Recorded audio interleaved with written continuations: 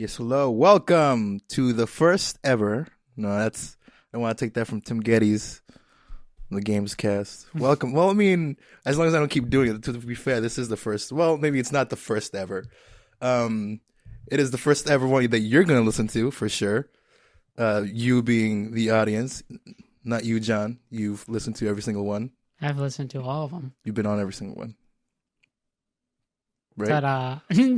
Right? Yeah, I think. I don't think there's anything that you haven't. I mean, part of. I'm usually the one that has to set it all up in the first place. So yeah. Yeah, it's true. There's no way you wouldn't be part So of it. it's like, all right, thanks for setting it up. Bye. Bye, John. Thank you. You're nice.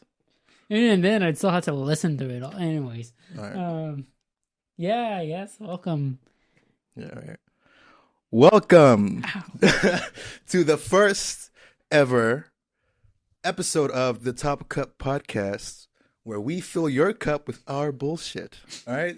I'm your host, Joel Martinez, being joined with being joined with that's a great start. We are joined in by the same body. my co-host, John. Don't talk while I'm talking. That's rude. John, co-host? why are you talking right now? What? Because I started it, so you're my Fine, I'm your co-host, Joel Martinez, joined with your co-host, your co-host. God damn it, John!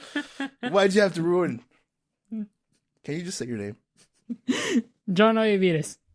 John Orevides. Thank you. How you doing, man? I'm doing good. Good. Asshole. Yeah, but yes. Welcome. Yes. So this is going to be primarily a gaming podcast, I assume. I think that's where our interests lie. Yeah. With mostly. some multimedia, right? Like, Yeah, I mean, we'll talk about anime and whatever. Movies. Marvel movies are always a huge thing. We'll talk about other things, but I imagine we're primarily going to be talking about games. Yeah, primarily, for the most part. It's what I spend the majority of my time or free time doing anyway, so. That's what I've picked back up recently. I say I've picked it back up, but I mean, I never really put it down, but I think I'm fully diving in again, which is nice. Yeah, I mean, there are definitely people that put it down in our lives that put it down way more than you did. You've always kind of had like at least one hand on the wheel, so to speak, in terms of gaming. If not playing it, still like being aware of the gaming world, like the games that are coming out, the talks of what's going on in the industry and stuff like that. So yeah, and I felt I had to start paying attention again because there's been a lot of interesting moves by multiple companies. Yeah. And so I'm just super curious. Plus, there are games coming out that have been really fun lately. Resident Evil early this year. Anthem, I tried the beta and the first 10 hours with the EA access, which we will get into in a minute. And the rest of the year looks good too, I think. Well, see what else is coming out this year. I mean, one in just 3 days. 3 days? Devil May Cry, that's right. Yeah. I'm super stoked about that. Yeah. And you played the beta for that, right? Yeah. I played, not the beta, but the demo. Yeah. Oh, okay. Yeah, I'm currently testing out the demo for The Division 2. Is it still live? I really wanted to try that. I didn't actually see what days it was live. I just saw it was live and I started playing it. I'll be honest. I'll look it up. I played it last night. I don't know if it's done today or done tomorrow, but yeah, I mean, I'm not going to say much, but all I know is I never finished the original Division, so I kind of realized a good ways in the beta that I was like, I really shouldn't play too much, because then if the controls, or at least the things that they improved on, are too drastic, then going back to the first one to beat it, I'm just going to be like, what is this? I hate this. This is horrible. Did it look like they changed that much? No, honestly, not really. I mean, I guess the main changes are just going to be in like, not really layout. I don't know, honestly. I guess it's more how they, the outpost or your base of operations, but it's all very similar. I guess they just enhanced, really. So I don't know. I'm only slightly interested now because I want to try the games as service games again. Destiny, the Vidoc the Vidoc that came out recently. For Gambit Prime. Yeah, for Gambit Prime for the new expansion, the annual pass and all that. Looks good. Stop messing with that. Looks good. And looks interesting. And then Anthem, from what I played, did have some hooks in me. Yeah. And so Division surely will be an improvement off the first one. And I didn't get the first one. I played the beta, and that was fun, but it didn't really feel like it was something that I wanted to sink some time in and some money. So I just opted out. Yeah. This one looks good. At the very least, it looks colorful, and it is. It's not a very it's not as bleak of a world, but a part of me can't like criticize it too much because that's really like story wise what they were going for. It was very that one was more apocalypse per se than this one. This one would be more into the line of post apocalypse, so that people have had time to deal with stuff. Well, what's the time frame with this second one versus the first one? How long after? I don't actually know if I know I don't know the amount of time. It might have actually even been going on at the same time. I guess then at that point, it's just how different sides of the country reacted. But yeah. It's the same side, but it's still East Coast. I'm just being a dick. Sorry, go on. Was it? Chicago's East Coast? It wasn't Chicago. It was New York, man. Shit, that was New York? Yeah. Yeah, so I haven't played that game in a very long time. Me and a few other friends, Andrew, and I think one or two others, all have kind of summarized the game in a little bit. I mean, obviously the game's a lot better, I'm sure. But we played it when it came out, and we had fun.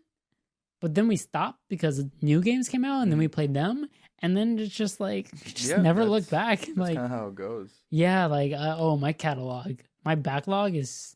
Honestly, it's just so fun hearing yours, hearing mine, hearing everyone else that I game with, hearing their backlog of games that all of them have to go through. And then it's like, okay, when do you think you're going to get to them? Also, now think about all the ones that it's not that you haven't started. Oh, you've started it. You're like halfway done. You just stopped. And it's like a great game. Yeah, and for me, it's Witcher. I really want to finish The Witcher. I'm still early on in that. I just played a little bit more of Red Dead 2 today. A couple missions. God, I forget how beautiful that game is. Yeah, I know. And it's really still fun to play. I don't know why I haven't finished it. I think it's just because it feels so long, and it is long. Yeah, so daunting. No, I mean, I guess that's also the thing with The Witcher for me. It just feels so daunting. Yeah. The story itself, the pacing is slow, so you kind of need to be in that mood. Same thing with Red Dead. So that mixed with just how big the game is. That being said, I have no idea why I haven't gone back and finished Dragon Age Inquisition. Dude, that's right. You have one thing left to do. I literally have one or two missions left. I just got overpowered in the game. That was simply it. I was like, all right. You became too powerful. Yes. You can't. Yes. I became too powerful. Doing all the story missions, all the side missions, it was no effort on my part. I would just go in, hit auto, and it would kill everything for me. And I'm like, okay, whatever. I don't even care about the looting anymore because I have the best materials. And all the end game stuff, the legendary dragons or whatever, I killed all of them. Wasn't there DLC released? Yeah, I'm sure. Was it okay? There is, and then the next Dragon Age is actually tied to it. And that's why I want to get back into it. It's just that when you beat everything there is, not even in the sense of I beat everything, I just got so strong that and this I guess we can talk about this later on, but I got so strong that even on the hardest difficulty, the game isn't a challenge. I beat all the main dudes. I don't really have the drive to finish the story. And the other aspect of the game, looting and crafting, I looted and I crafted the best stuff. I'm done. There is no better than getting what I have. So I'm just I don't know what's left. I guess I could finish the game, but just finish it. I know. And then so close. I'll honestly probably finish it once they actually go oh, this is the game releasing. Once the next one's close. Yeah, because it's like I said, it's tied to the DLC. So I'll do it eventually. But yeah, like I said, like I said, we'll get into it later on, but the difficulty for me in that game was gone. and it really impacted my drive to even finish the game. Yeah. But yeah, I'll see when I have time to get through my backlog. I wanna. I played Red Dead a little bit of Red Dead 2 today because I wanted to. Oh, I'm not gonna finish it before Devil May Cry 5 comes out. oh god, no. But I wanted to make some progress before that came out because that's gonna take my time. If I decide to get Sekiro Shadows Die Twice, that's gonna take some time. Then next month Days Gone comes out, and that's gonna take some time. I don't know what else is coming out after that, but I think summer's looking kind of empty right now. I'm not sure. Wait, then there's Nintendo. I think Mario Maker comes out in June or something. When's that other one come out? The one with what's his name from Red Dead or The Walking Dead? What? When's that guy? When's that game? Norman Reedus? Sure. The one Kojima's game? Death Stranding? No, wait. I'm thinking of someone else. It's because this character looks like it. Okay, the other game with the zombies. Days Gone. Is that it? The Sony's game? Yeah. Yeah. That comes out April 26th. Death Stranding is the other one. Honestly, I confuse the games so often. How? Death Stranding's so fucking weird. They both start with D. I'll give that to you. I think it's because Norman Reedus is in Death Stranding, but in Days Gone, the character looks more like he does in Walking Dead. Bullshit. It's a motorcycle, and he's wearing like a motorcycle with the fucking like. Look, I haven't seen The Walking Dead, so I don't know how wrong you are there. But it's just I know that the guy who's the lead for Days Gone, he was a vampire in the was it Being Human? The I have no idea. Sci-fi. It was like there was a show on. I don't know what the fuck it was on, but it was a British show called Being Human about a vampire. Yeah, I know what it is. Yeah, so Daniel watched the American version, and he was the vampire in that. Oh, okay. And he has this like really chiseled face. I would say that Norman Reedus does not. The Norman Reedus is a good looking dude. Well, just so you know, I have no idea what the guy's character model looks like in Days Gone. I literally just know the attire. Son of a bitch, John. So that's why I'm saying. I was like, oh, it's why I confuse them. It's because they just fit perfect. I don't know, man. Well, I'll get to it sometime. I'll get to my backlog eventually. Let's get into it though. Let's start with Anthem. It's been a bit of a shit show of a release. Yeah. In part because of its fragmented release, how it came out at separate times of the month for separate people. I played it. Right. We both played it a little bit early. The 15th, I believe it was. Yeah, the 15th for the early access. I wanted to try it out. It was $5 for on Xbox One. You want to try it the first 10 hours? Yeah, I liked it before I committed to $60. You got it and are playing with Andrew currently. Yes. I didn't feel like it was for me after the first 10. Like I was super excited for it after playing the beta. I really liked how it played because it is really fun. Oh yeah, no, for sure. The combos and all that stuff. Once you figure it out, the javelin flying around like everyone says, like Iron Man, really cool. The verticality of it is really fun to like experience because there aren't really any games that let you have that kind of freedom. But once I got close to the end of my trial, and I noticed that I wasn't really the guns that I were getting were not interesting, right?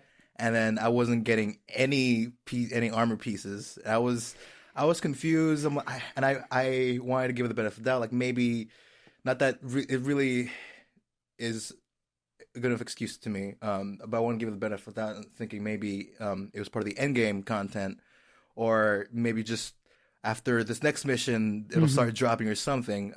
But I come to find that that's not necessarily the case. Nope.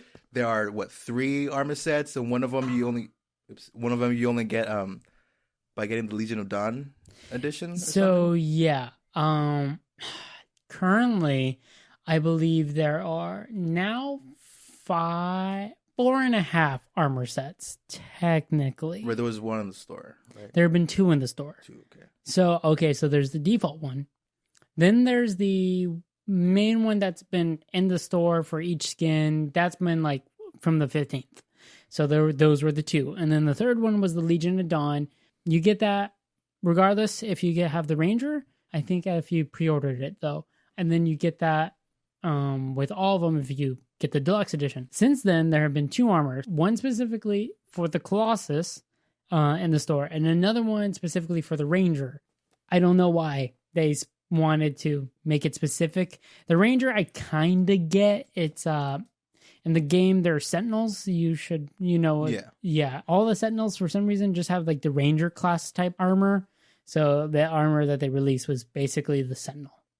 Or honestly, it could have been a fabric. I really didn't look into it. But yeah, for the most part, there's about 3 obtainable and 2 purchased armors. And the guns, as you were saying, each gun type up until you get into the Masterworks has about 3 different variations. Every single gun, from going from the hand cannon to the machine pistol to the shotguns, etc. And I don't want to say just yet because I just barely got into the Masterwork area, but I wouldn't be too surprised if the Masterwork has the same.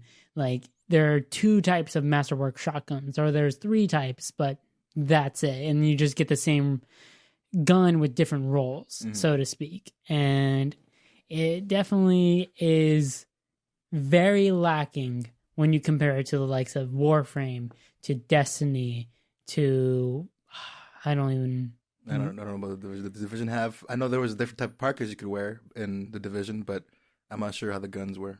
I mean, the guns are standard military type guns, so they go with the specific like MK17 or stuff like that. They don't really go like pop a pump like right. So that's a cool name for a gun. Yeah, but is the design at all interesting? The only thing that makes it stand out is the fact that it's a Masterwork, so it has a slight design to it. See? And by design I mean a decal. See, that's a shame because like in Destiny, the loot is the best part of the game for me. I mean, the gameplay is in both games solid, really fun.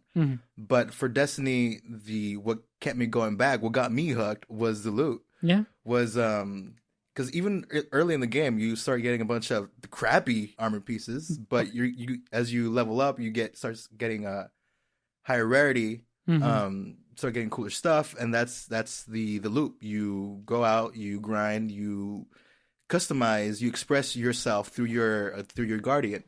And there's a lot of cool armor pieces, and the guns, there's varied designs. They're all really cool. They feel different. They have different what's not abilities, but roll stats. Roll stats. They have different sounds. I remember my first exotic, I think, was my Mida, which ended up being in Destiny 1, which ended up being the gun I used throughout the entirety of my Destiny career, even till Destiny 2 when I got it there. I used that mostly, and that has a distinct sound. I remember when Xur finally got it, and everybody was using it in PvP. Yeah, no, definitely in Destiny, like they have that customizability and uniqueness down to the point where if you're in the Crucible and you're playing against players, you don't need to see the guy, but you can hear some of the shots, and you're like, that's the Mida. That guy has a Mida.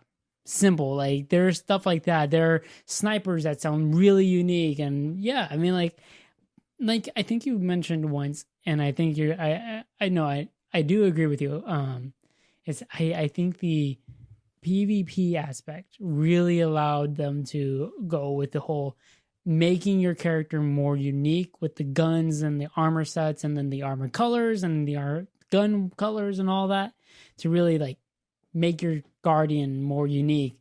And especially with the guns, I guess, where you can have all different types and variations. Like, unless everyone's playing for the meta, which you really only sometimes see in like the more, the competitive scene on Destiny. If you're going in casual multiplayer, you're probably going to get a varied amount of different guns. But unless you go in, like I said, in the competitive, you're going to hear and see people using like the same 3 guns. But what's the equivalent of an exotic in Masterwork? And how do you go about getting those? Are there any like special quests for them, like exotics sometimes have? And that is probably the thing that makes it so nice, is that not only is the quest for in Destiny,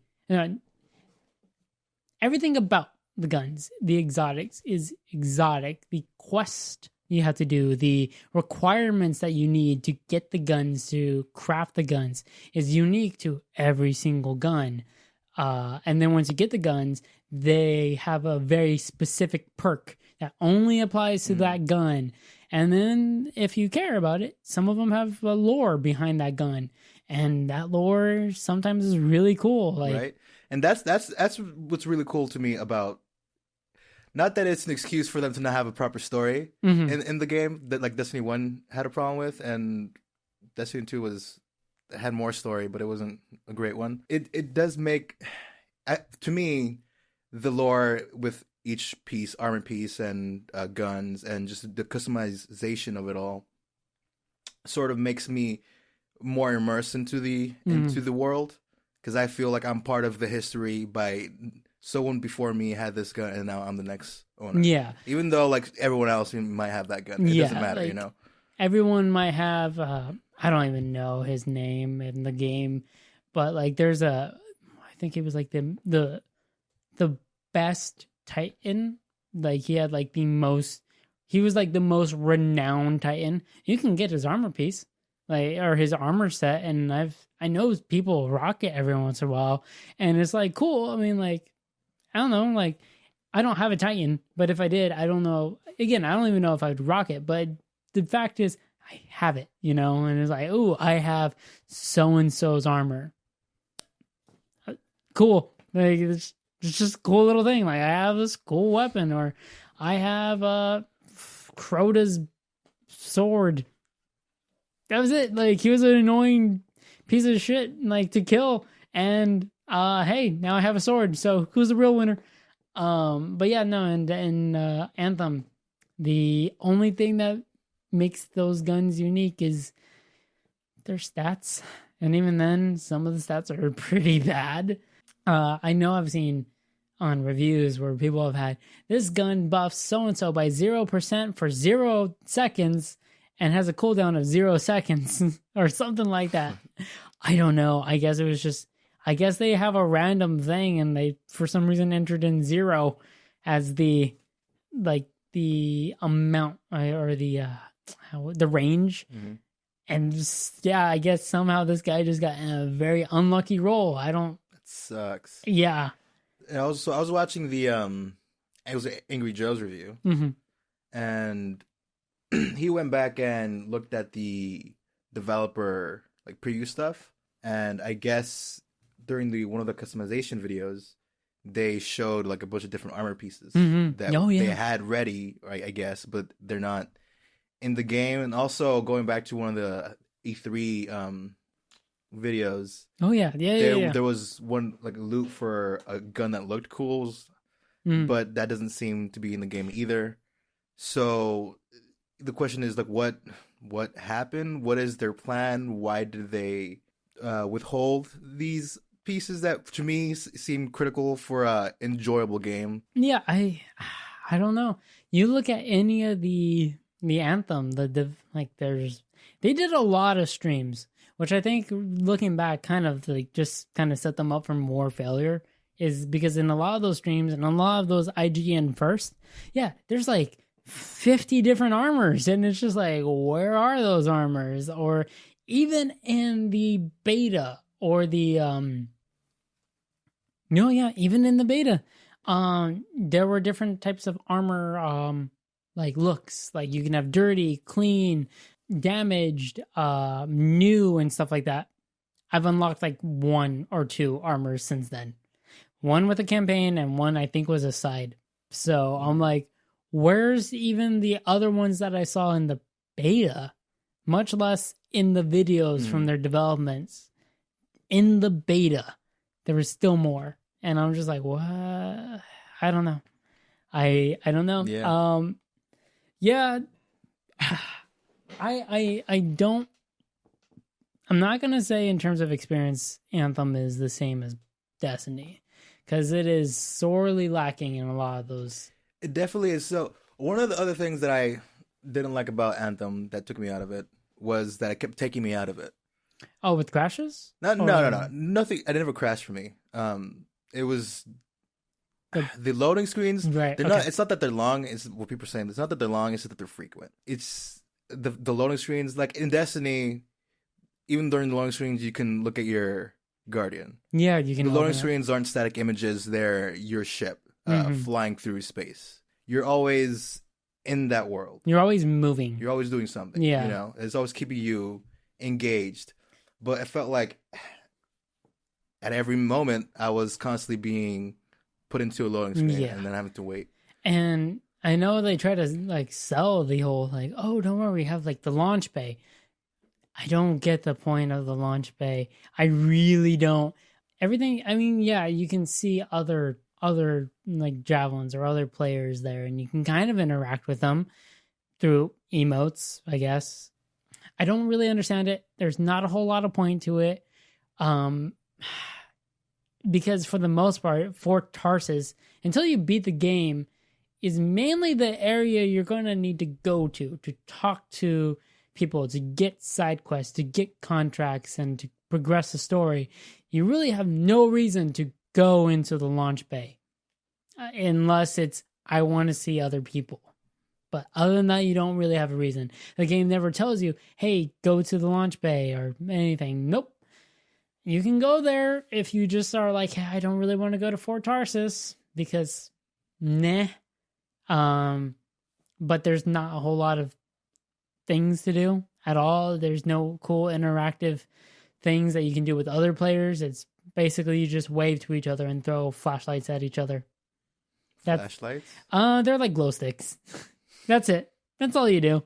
But yeah, I will say though, for once, other than just wanting to look at it, there was one time that I did go into the launch bay, because at the very last part of Anthem, it gives you the whole, once you start this mission, you can't go back until you finish this mission, right? One of those kind of things. However, the start to that is literally right in front of your javelin. So you have no way of getting into your javelin and doing any other thing. No side quests, no contracts, no free roam. If you walk up to your javelin and try to get in, the only thing you'll do is, hey, you're about to start the last mission. You can't like come back here once you start the last mission. And I was just like, dude, that is so annoying. I literally got fed up and I started playing another game. And it wasn't until the next day I realized, wait, give me a second. And I walked in and I went into the launch bay, and sure as shit, just went around it. Yep, I was able to do it. And I was like, cool. At least I had a way to get around that, because that shit is stupid. Like, I can't even free roam. Yeah, it's really dumb. So you just really recently beat the game, right? Yes, I beat it like 2 days ago, I think. So how you feeling about it? How you liking it? Definitely better than Destiny 1. Really? At least their characters. In terms of story. In terms of story. The campaign was better than Destiny. Yes. The campaign is for sure. Definitely better than 1. Yeah, I really like the characters. I really liked from what I had seen, it had me interested. I didn't know where it was going to go. Oh yeah, no. Owen was cool. The facial animations were I don't know what that face was. Fuck you. I don't. Anyway, Owen was cool. The facial animations were an improvement over Andromeda. Yeah, I would say definitely the story was definitely better than Destiny 1. You can probably argue it's Destiny 2. At least the vanillas, obviously. Taken King, Forsaken definitely had like their own cool twist and everything that made them go like, this was more interesting than what I got in the beginning. But in terms of variety, not much. Like, the gameplay was very similar all the way through. It's like, hey, shoot a bunch of these guys. It's kind of like in Destiny 1 where all the missions were pretty much, you go to this thing, you have your ghost hack it for 3 rounds. Yep. And then you go on to the next thing where you ghost hacks it for 3 rounds. It's in this one, it's, hey, go and start fighting this thing. Okay, that's one. The other one is, hey, collect these little things on the ground, or collect like or search these ruins that are on random walls. All the while, hey, make sure to shoot these guys. And maybe once you collect them, a big guy will appear. And then the other one is stand inside the circle and Like shoot Destiny. and shoot things. And if they get inside your circle, it pauses it. And if you leave the circle and they're in it, it goes down. So don't leave that circle, even though for the most part, if you're playing on any hard difficulty, it is insanely unlikely that you can do that. Like you'll just get one-shotted because all these circles are in super open areas and all the enemies spawn literally all around you. And they're just like, hey, I spawned. Hey, I see you. Hey, you're shot. Hey, you're dead. So then how's the level design then? Does it feel interesting? Because it is beautiful to fly. The world is beautiful, but does it feel interesting enough? Are there any bits that like are easily recognizable and memorable to you? No. No. No. No. It's either A, it's a big open plain, or B, it's kind of open, but there's cover, I guess. I don't know. For the most part, no. I mean, don't get me wrong, there are still cool things. Like going into the ruins sometimes is really cool. Yeah. Seeing like the weird underwater cave structures are really cool. But for the most part, in terms of like the open areas, they're not that interesting. I think it would be interesting if it utilized the verticality a little bit more. Are there any sections where you have to do some cool flying maneuvers so they didn't even take advantage of that? No. There's a dodge feature. I rarely use it. Like when you're flying and then you Iron Man roll side dodge kind of thing. That's cool. Don't use it. Sucks. When I was playing, I was really hoping to find a section that had me flying through small holes and just like really trying to be super agile. Yeah. It made me think of Dead Space, I think 2, I think 3 too, as well, where the moments where you're outside the ship and have to avoid like debris. That stuff was fun. I really want to see something like that in Anthem. There is something. I will say it's one of the cooler things out of all the things. You interact with it, and then the whole world goes gray, and there's like green. It's like this weird aura thing. I don't know. It's cool. I'll just say that. And then you have to fly around, or you have to fly through these circles, like 7 of them. It's kind of like the collecting thing. You have to fly through the rings, more or less. But they're still flawed. One, there's no way of knowing where the rings are without wandering around a bit. There's nothing to indicate, hey, there's a ring here. Your radar kind of tells you, but again, the radars aren't good. It doesn't really give you a good idea of where things are. It'll just be like, hey, there's one on your left. But again, it'll just be like the one on your left, even though there's also one on your right. I really didn't like the radar thing. Because for one, it wasn't, I don't remember it being immediately obvious that that's what I needed to use to find whatever the fuck the mission was telling me to find when I was first playing. And there's a lot of bad design, I feel, in this game. Yeah, and going back to it, even though you can fly through it, like I said, there's no way of really knowing where all of them are in that little section that you are. You don't get that cool, I'm flying consistently, speeding through all the rings, because eventually you don't know where the next one is, so you have to kind of stop flying and kind of hover and look around and go, oh, there's the other one, go to it. Or they're so tight, or there's buildings in the way that you're going to stop flying and you just land and you walk a little and then you walk through it, or you fly through it or something. But the point is, there's no consecutive flying. It's like kind of like a racetrack kind of thing. It's very much, they randomly spawn, you fly through them. You don't know where they are. So even in that design itself, it feels broken because you stop flying to figure out where the next one is. Or you stop flying because you're going to hit something and it's just better to walk through it. And it's just like, this is like the thing that's supposed to be for the flying. Yeah. And you don't even get that sense of cool single thing, I guess, not shot, but How many people do you come across when you're in free roam? rarely any, I guess. Rarely any. I mean, I know where they are on the map, but at a given time, I think the map only loads like an instance of 3 or 4. Really? Yeah, I think it scales to however many are like near you. Like I probably could look at the full map and I might see more people further, but like I don't know their names and I don't know where they are at all. Like, you know how when you spawn in with another player, it kind of gives you that little blue dot to symbolize where your teammate is? Mm-hmm. It'll do that, but like at the most, I think it only does that for however many people are left in your party.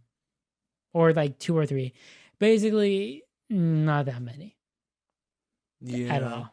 Like, it's very barren, to say the least. That's the thing. Like it's nice flying around. It's nice seeing a game with that in it, right? But because you spend your time in the air, it did feel emptier in a way. Yeah.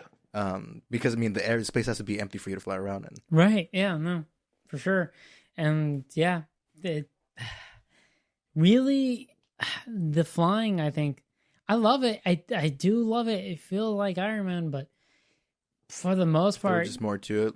Maybe even are there flying enemies that really make you take advantage of flight?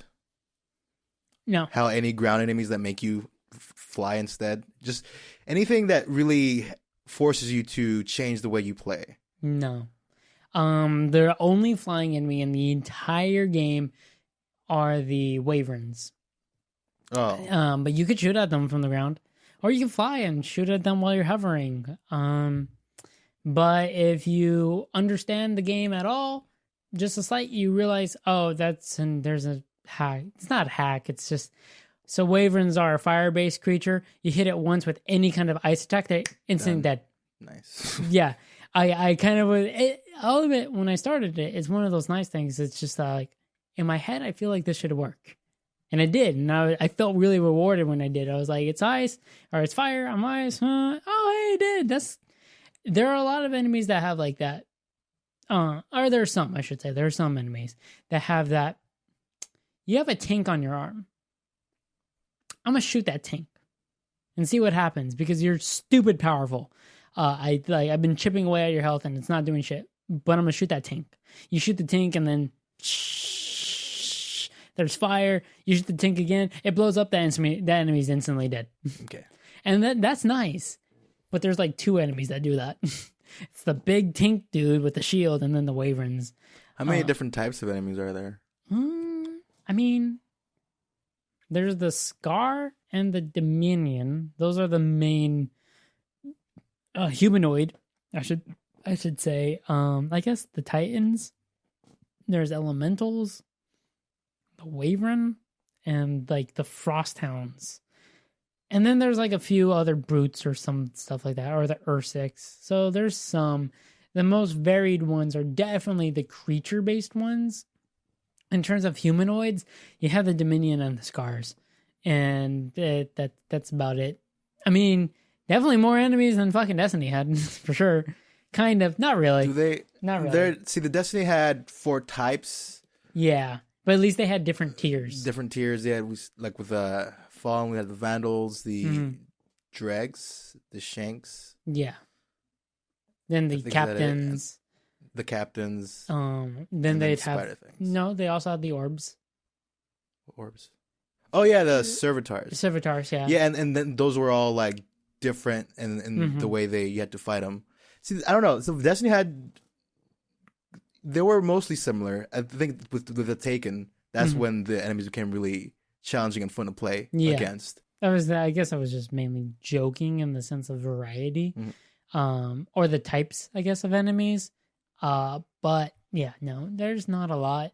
And I think like kind of they were saying, well, towards the end game, they were like, oh, because I think there was 1 or 2 times you fought like, oh, he's like the captain of like the Scars or whatever. Or like he's like a really powerful Scar or a really powerful Dominion.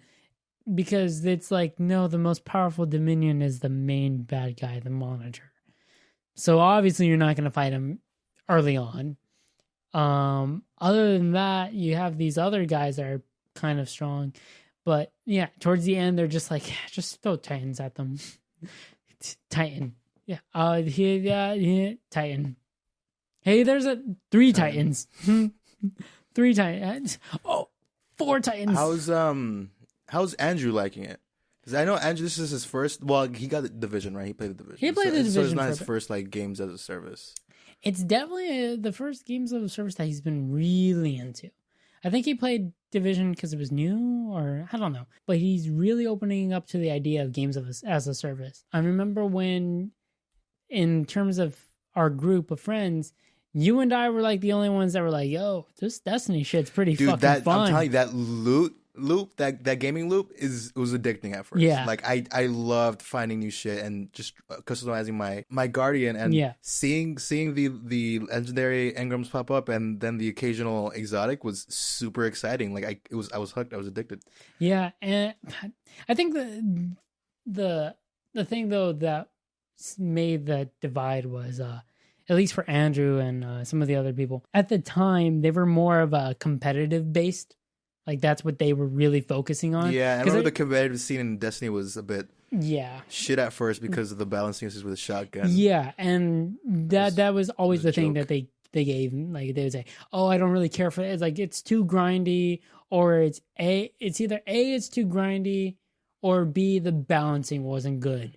And that's why they didn't want to go into it. And I was like, well, it's not about at the time. It's not about the balance. It's not about the PvP. Yeah, it's fun, but like, I don't know. The rest of it's really just the looting and grinding. The looting was fun. I playing it again. The gameplay, the gunplay, solid stuff. Bungie, creators of Halo, no surprise there. Yeah. The raid though we didn't do for the longest time. Just it's really cool. Like just the raids and just the idea of them. Just how they make you. I mean, it sucks that you have to have a fire team. Yeah, a good fire team to do them. But I don't. To me, I wouldn't wanted them to make it any other way. Just because, sure, I can't play the raid, but I don't want them to change the way the raids function because of it. Because I think it's really cool that they're these specific cooperative experiences where you can't do them without a good team and good teamwork. Like that's really cool to me. So you wouldn't because I mean later on, fucking 3 expansions later, you and I literally just by ourselves. Granted, sometimes we'd need exploits to help us get through some certain things, but we were definitely powerful enough to handle any raid that had come out before whatever the current raid is. So I was going to say, what about like that? Like if they made it so that way, if you just manage to, because again, like I'll say at least in Destiny 2, it's like getting to level 300 and then past that was extremely difficult unless you did raid and a lot of PvP. Isn't to say it isn't impossible, because I managed to get it at the time. I managed to get to level 305 without ever once playing the raid or getting any raid stuff, no matter how many people I talked to that were like, I have the raid gear. I'm like, cool. And I'm at level 305. I'm like, so am I. Well, how many times have you been in the raid? 0. Then how'd you do it? Because I know how the game works. And I played a lot of hours in it. But I don't know. Like I said, it's definitely really hard to get to that point without the raid or without playing it as a team. But if you somehow get there, I don't know. I still would like, I guess, for me to still be able to attempt the raid with maybe by myself or maybe like 1 or 2 people. But the only reason why we would manage to get through it is because we were at such a high level. However, again, I guess that's just like because we put so much time, because we clearly had to grind way more than anyone else to get to that level without doing the raid, and because of which we're not able to do the raid, at least by ourselves. I don't know. I guess a part of me would have liked that, but I get you. You're like, people want matchmaking options just to make it easier, or there's a workaround now where you can just look for a group that.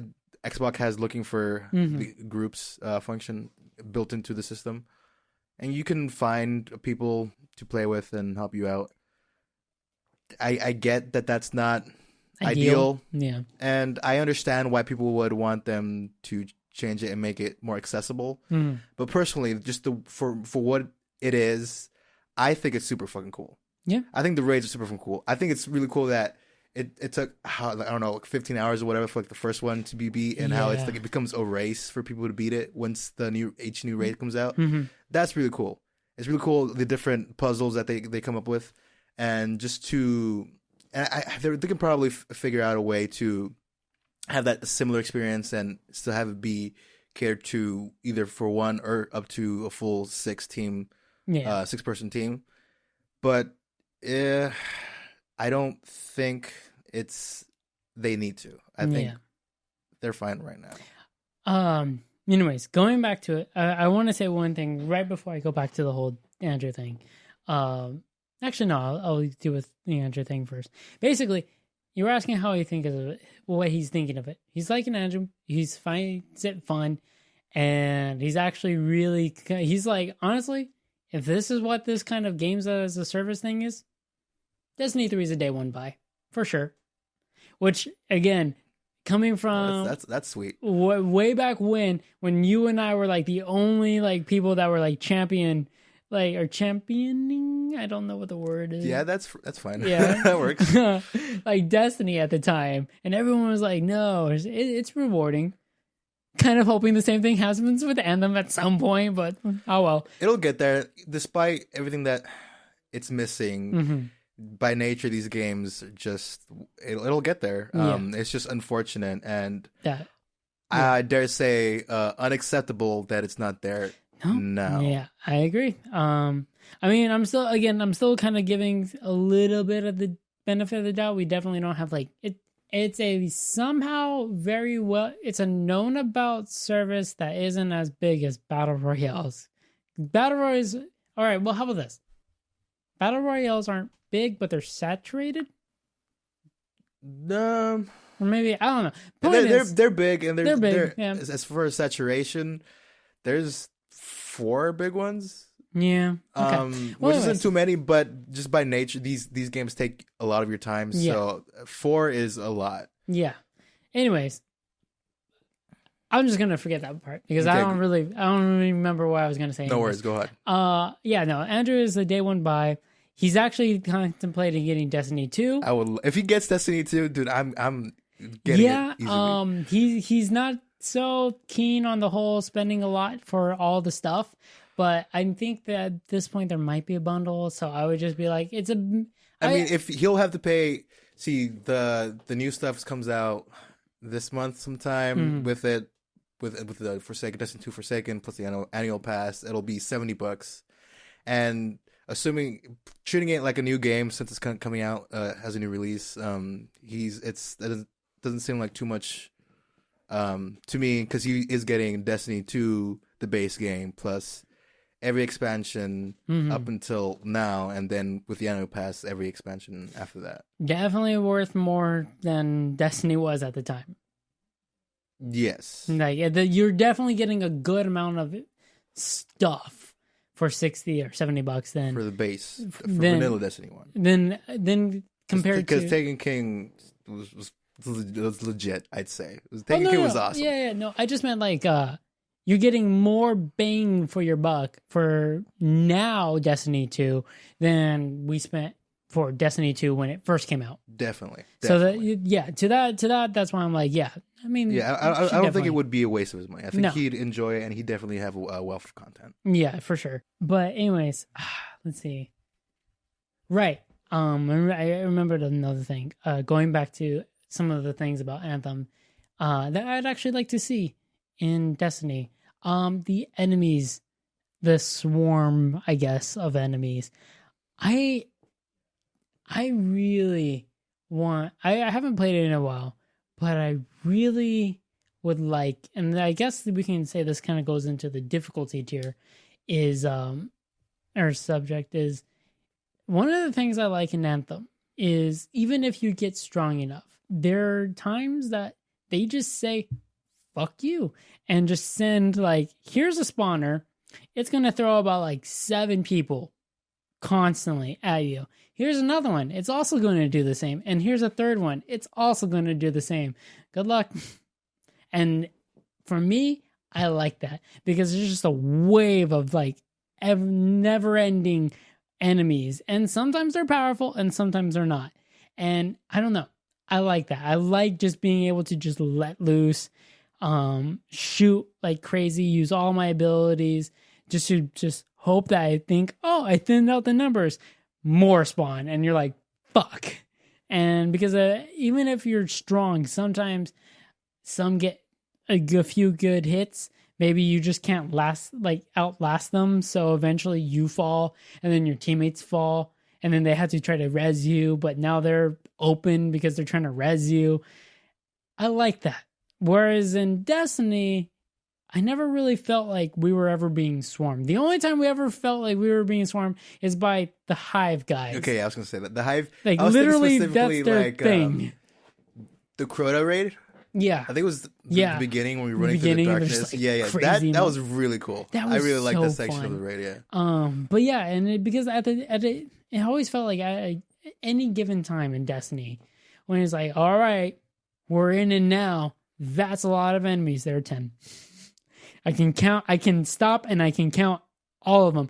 Granted, if they all shoot at me with their stupid fucking seeking weapons, they're going to hurt and they're all going to kill me. But sometimes it's just a part of me. Like in some sections, I'd rather just fight 100 weak little dudes and just like let loose on all of them than fight 10 normally strong guys. And other times I'd rather fight like 3 really powerful dudes just giving it to me. Like, giving it to you? Oh yeah. As opposed to like 3,000 dudes running at me.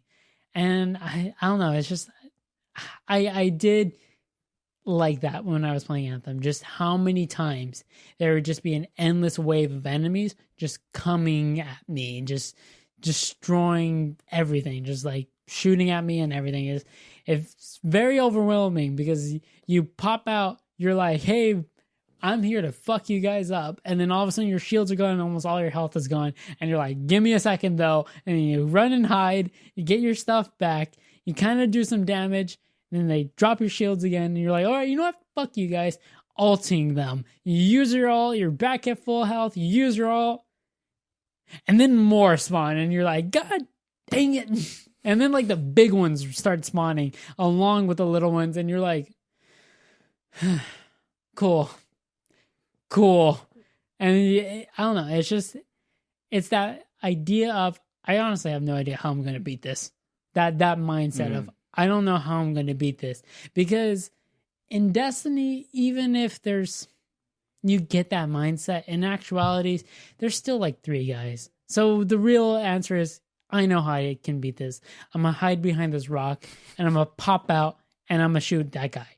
And I'm going to do that enough until he's dead. And then I'll have 2 left. And I'm literally just going to do the exact same to the other 2. In Anthem, you don't always get that chance because while you're trying to do that to one guy, guys are spawning behind you and now they're shooting you and your only sense of cover is now gone. And there was a time where you're like, okay, a tie-in, I can handle this. And then Andrew's like, and I'm like, what? So about that. And I'm like, what? And then all of a sudden I dodge the Titan that threw his attack at me, and all of a sudden I see another attack hit me, and I'm like, wait, what? And I turn around, and there are 2 other Titans, and I'm like, the fuck? And then just like, yeah, this isn't fair. Like, because we had just killed a Titan before that in the same mission, different section. We had just killed one, and it was very much annoying because it's very tedious because they're so tanky, and you're just like bombarding them. Bullet sponges. But like, they're spongy, yeah, but they're tanks, so they have weak points. Once you can exploit that weak point, you can drop their health pretty decently, and you feel like you're doing good damage. But just that, plus their attacks, plus all the ads that they sent at you, it feels like a lot's going on. Then they throw 3 at you, and you're just like, dude, what the hell? But again, it's that difficulty that doesn't always seem like it has like a concrete, I know how to beat this. that's kind of fun, as opposed to, like I said, in Destiny, where it's the dude's really difficult, but you know how to beat him. You just pop in and pop out over and over.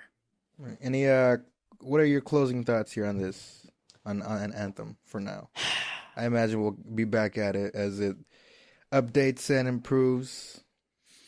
My closing thoughts are, it's fun for sure. It's really fun. When it's not being buggy, I might just be one of the fortunate people that I'm not running into a lot of bugs, so it's not really affecting me a whole lot and my experience.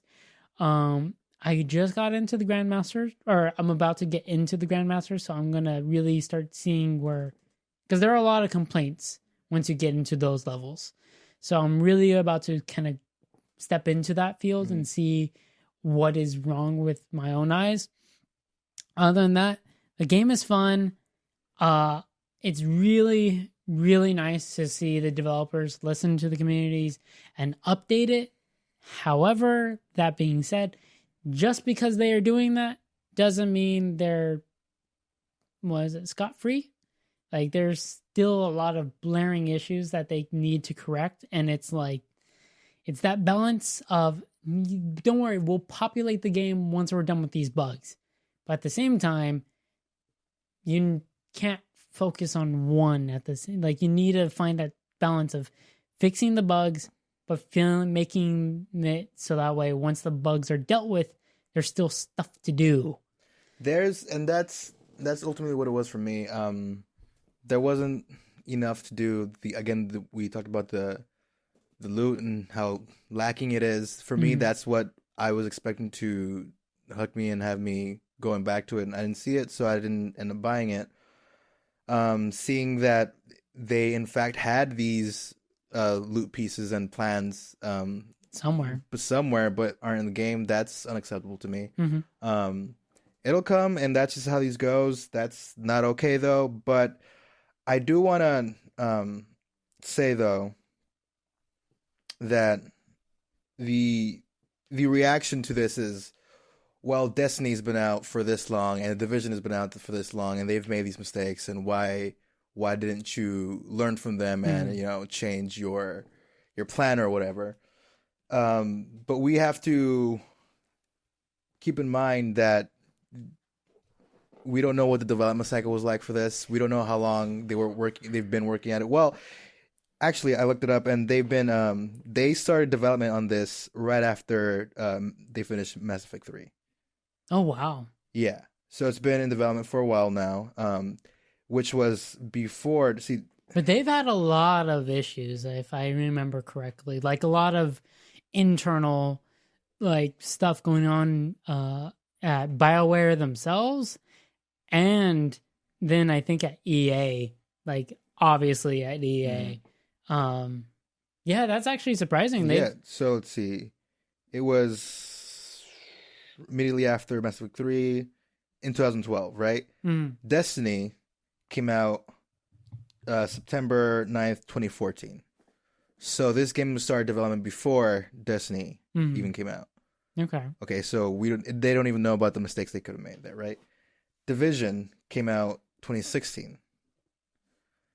So that's 4 years after the initial development of Anthem. And so, again, we just don't know what kind of time frame they had before everything was locked in, and they had to realize they fucked up and they need to change something, or their vision changed and all that.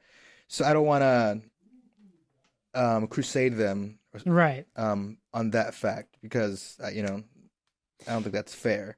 And I think that should not be part of the conversation. It is interesting, though, sometimes you hear, just how long a game has been in development for, and then you're like, because I don't know, it's like you say, oh, it's not that bad. I mean, it's not amazing, but it's not that bad. And it's like, that one game you really like? Yeah, took them 3 years to make that game. This one took 6. And to be fair, also with Anthem, I was like, when this was first showed off at E3, it looked too good to be true. Did not think a game that could look this good on the consoles and run. And it barely does. I mean, It runs, okay, Yeah. maybe for some less so than others, but they did a good job here in that. They just need to have more content, and it'll get there. If this doesn't look like something that's gonna appeal to you, if the loot is a problem for you like it is for me, then don't buy it now. Mhm. If people like it, then that's fine too. I don't think we need to be mad at them. I'm not gonna be Yeah. mad at you for liking it and buying it. Like Oh, yeah. that's dumb. It'll. I'm just gonna keep it away from myself until it seems Yeah. interesting again. I That's think fine. for me personally, and honestly, it goes for pretty much all games. Figure out what makes your game unique, or like what you were like selling your game for being so unique on, and just emphasize that. Because if not, then like there are other games that do what you're failing much better. Your loot system, Destiny does it better. Your whatever, maybe Division did better. Your something else, your development, maybe the team at Warframe definitely did it better. So it's just like, I don't know, find out what's supposed to make your games so unique and just work on that. Because if, I don't know, it's just like, look, make it unique and then I guess fix the other stuff. Because once you have a unique, once you have that experience that you can't get with the other games, that's going to at least get you that 1,000, I guess, that core group of people that are like, yo, this game is good because it has this. And yes, I could go and do something similar to Destiny in Destiny, but it's not the same. And therefore, that's why I want this game. And then once you have those group of people, you get feedback, and then you figure out your loot system, you figure out your armor system and all that. And then by that point, it's like when you, I guess, release Anthem 2 or whatever, it's like, hey, this is our game. This is some mistakes. And we corrected them. Look at this. And then you have like 1,000 people, million people going like, yeah, okay, now it's good. Now I want to fucking buy it. I don't know. All right. Well, that was our thoughts on Anthem. I want to talk about games, the difficulty in games, because I came across this post on Reset Era. I'm gonna read what this dude said to you, or yeah, he didn't say it to you, but I'm gonna read it to you. So I was I just wasted 35 minutes playing Nier Automata. Fun game, but I think I'm done. At least he admits it's a fun game, because it is. Mm-hmm. So I was having fun with this game. Just started. I was having some trouble with a few things. First thing, when you start the game, they tell you to go fuck yourself. We don't have an autosave system. Okay, fine. But I've played over half an hour with 0 save point. I felt that a handful of times my attacks mysteriously missed my opponents. Don't know what that's about. I'm not quite sure I understand how this game wants me to dodge certain attacks, especially with the endless enemies they seem to throw at you. Sometimes I'm dodging with a jump button. Other times it's with the right trigger. But I took a lot of hits. Okay. I don't know how this person's playing. Like, it should be pretty fucking clear. If it's not clear, you should be able to find the control somewhere and figure it out there. This guy just sucks. Anyway, so you ran out half items during the first boss after the initial cutscene. The one with 2 gears, I did fine. Blah blah blah. I got spammed so badly by the 2 gears. It was literally impossible for me to dodge anything. My character took 5 hits. Blah blah blah. Whatever. With these type of games, especially with bosses, all the moves are always choreographed. Like, there's a wind-up moments where which move's going to come next, and you have ample time to fucking dodge. Everything's, like, really telegraphed. Yeah. The reason why there weren't any save points were because it was the prologue. It was still the intro mission where it's bringing you into the world and teaching you how to do things. Mm-hmm. So after you beat the prologue, then the save point starts. The fact that this person... No, okay, so I want to say... I love playing Nier Automata, and I loved it. I played for 10 hours on the hardest difficulty, because I didn't realize this game was badly balanced. I didn't even look it up. I just thought I sucked. I was just, because I like playing games with hardest difficulty, especially games like this. It's fun for me. Mm-hmm. Kellen, our former roommate, thought I was insane. Thought I was silly for subjecting myself to that kind of torture, but I'm a masochist. It's fun. So I played the intro mission for 10 hours. 10 hours, John, before I gave up. Before I decided, fuck it, I'm just going to go to a lower difficulty. I'm not a wuss. This doesn't say anything about me, but I need to get through this fucking game. This is absurd. And I didn't give up. I decided, I'm gonna fucking finish the game, and I finished the game. The first playthrough. I know you need to beat it a couple more times to get to the full story, but Right. so the fact that this person gave up after 35 minutes of playing, I don't know if they were on the hardest difficulty like I was, and they just refused to go to an easier difficulty. For some reason, somehow, they just found that game way too challenging. And I got so close to beating it too, John. Every time I got so close, but it was just too fucking hard towards the end, and I kept dying. And because there's no save point, you just have to do the whole thing over again. 10 hours, John. But only the prologue, right? Just the prologue. Because after that, you find save points. Yeah, it's like losing during the tutorial. You just restart the tutorial. And so apparently on the easiest difficulty, it's stupid easy. Like the game plays itself pretty much. Mm-hmm. So if the story of this game is really good, if this person really wanted to experience it, it really isn't an issue to go to an easier difficulty. Like there's no reason why, especially if you spent the money, if you want to experience it, there's no shame. Trust me, there's no shame in going to a hard difficulty. 10 hours, John. Yeah. I feel so silly for putting 10 hours into the game. And I did the similar thing with God of War. I decided, fuck it, I'm going to it with the hardest difficulty. And it was, I think I put in 5 hours. I got maybe like 5% into the game. Mm-hmm. Kellen, in those same 5 hours, he got like halfway through, maybe not halfway through, but you know, he made so much more progress that made me realize, oh, I really need to stop this shit right now because I'm never going to beat this game. Yeah, no, I know how you feel.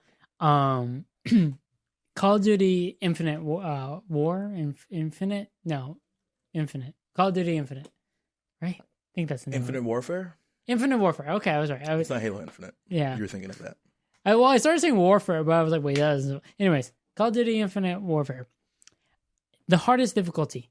I tried to beat the game on that. I tried. And granted, I know people are way better at me in some games, but I like to think I'm better than the average player in terms of video games. I pick up games pretty easily and I'm pretty decent and stuff like that. I could not for the life of me finish that fucking game on the hardest difficulty. If you got shot once, you lost about 99% of your health. Sometimes 100 if they shot you with the stronger gun. That was that game. And if you know anything of Call of Duty or just the style of game, the AIs tend to shoot you a lot, even in the easy difficulties, but you're a tank. So you just take all the bullets and you just run through them and gun them all down. Now imagine that on the hardest difficulty where they don't miss. They know your every move and they're still spraying 1 billion bullets at you and only one bullet will kill you. It is insane. I tried doing that game. I managed to beat a few missions on the hardest difficulty. But then there was one I just could not for the life of me get past. So I dropped down the difficulty, played it. Such a cinch. Like I went through, I maybe died a few times, but it was so easy. And then I got to the next part. And the next part, you fall in, and you land right in front of this dude in this armored whatever the fuck. And all it gives you, because like it's part of the story, all it gives you is like a gun with like a few magazines in it and like a rocket launcher. And on the second hardest difficulty, it took all of those rocket launchers, all of that ammo just to kind of hurt the guy a little.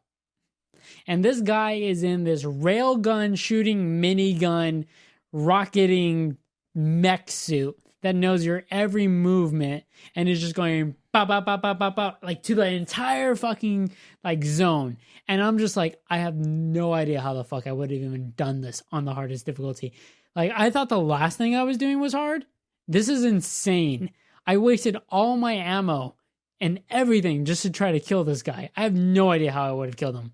And it's insane. And that was the second hardest game I ever played. The first one was by far Wolfenstein. Wolfenstein. It has like it has the type of difficulty that's really patronizing. Like the easiest the difficulty is like "Dad, please, Daddy, don't hurt me," yeah, or something like that. And it shows you like with a bib and like a pacifier and shit. And it's just it's so patronizing. And then like once you see the hardest difficulties, you're like, dude, yeah, I can't. Like that game, no, that game. I played it. I don't even know what difficulty I played it on, but I know I played it on some difficulty that I'm like constantly seeing my health low. And that was how I beat that game. And I was still like 2 levels lower than like the highest difficulty. And there were difficulties that I hadn't even unlocked.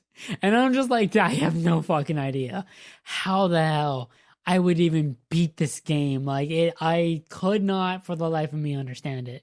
I'm thinking maybe assassinations, but there are some areas in it like I'm just like, you would have to stand here and wait for 3 minutes just to finally see if this guy actually ends up walking away, so that way he takes his eyes off the one guy you're trying to kill, so that way you can assassinate him. And I'm just like, I don't know how. Fuck it, I give up. I can't do it. But yeah, no, I definitely know that pain. Currently, I'm trying to redo it. So Wildlands, Tom Clancy Wildlands, one of my favorite games. Yeah, I saw you were playing it the other day. I'm always surprised when you pick it up again. I really love the game. It really allowed you to do whatever you want. Go in, balls to the walls, shoot everyone. The gunplay feels really nice. Like all the guns feel cool. It's really satisfying to kill enemies on the hardest difficulty. It's one of the ones where it's like you're playing on the hardest difficulty, but it really is just more on scale for you. You headshot a guy with a pistol and they're dead because you shot them in the head with the pistol. Doesn't matter that you're on the hardest difficulty. It's not like they're going to tank 20,000 bullets to the head. No, you shoot the ones on their head, they're done.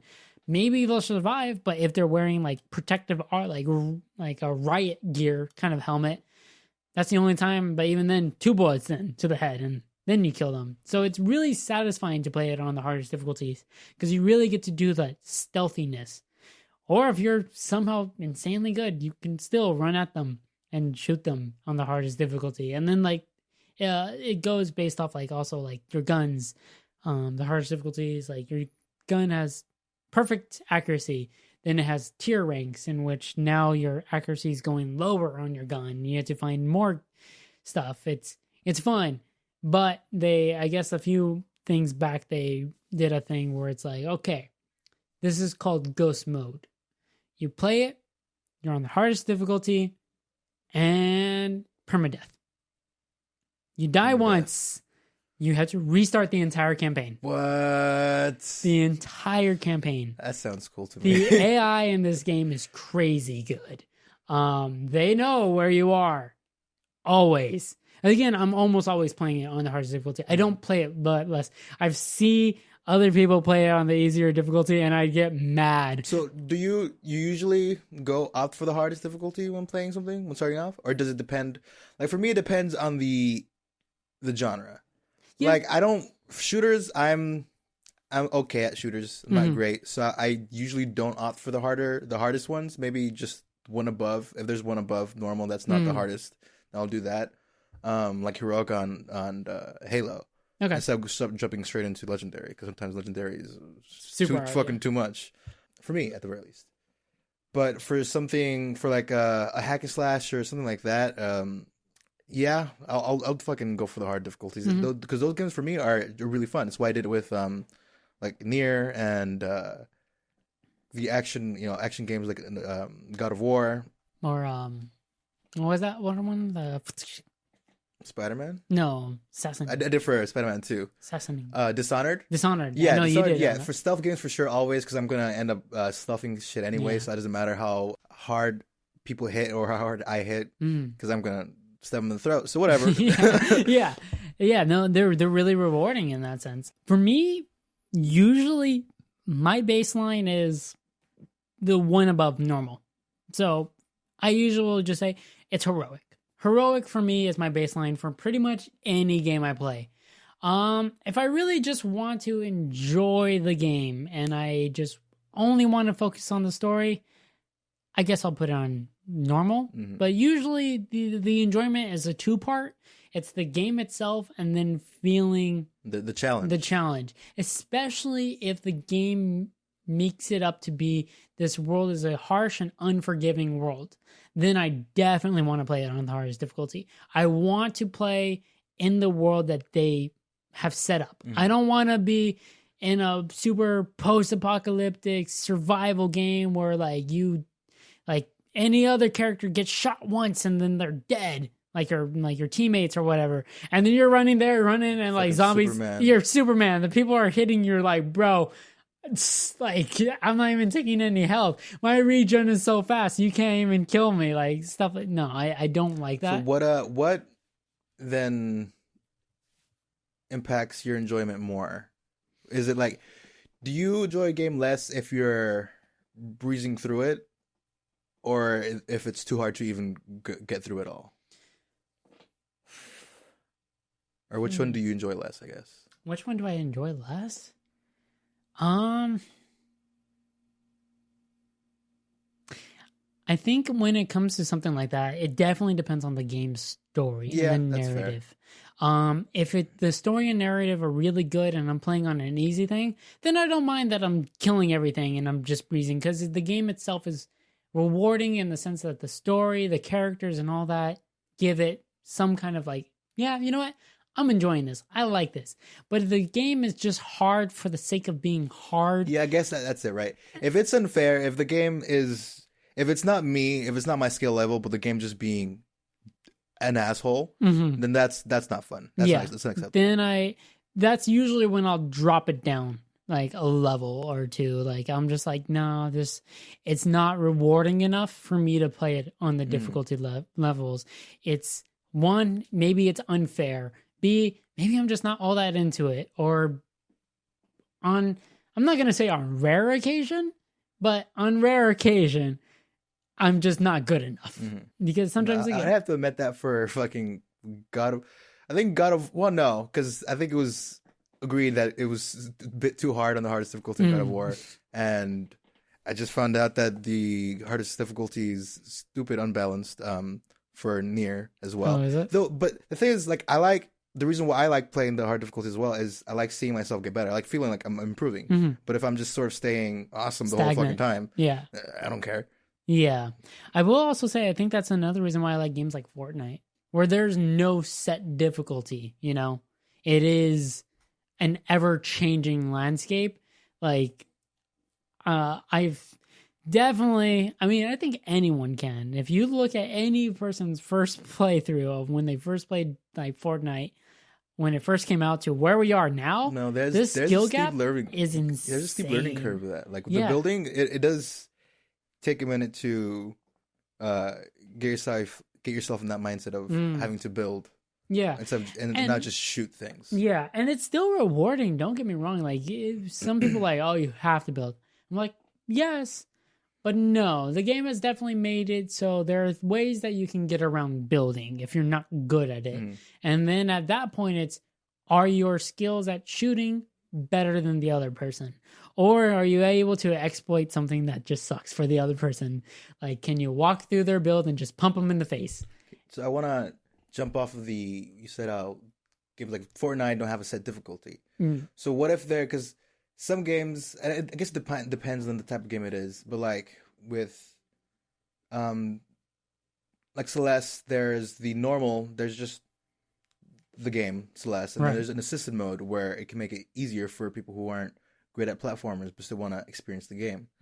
So do you think that should be the approach developers take instead, to where the game plays exactly how they want it to play, it's exactly as hard as they want it to be, but there is an assistant mode that lets you know that this isn't how they intended. It is easier, but it does take away from the experience, but you're free to go about it if you wish.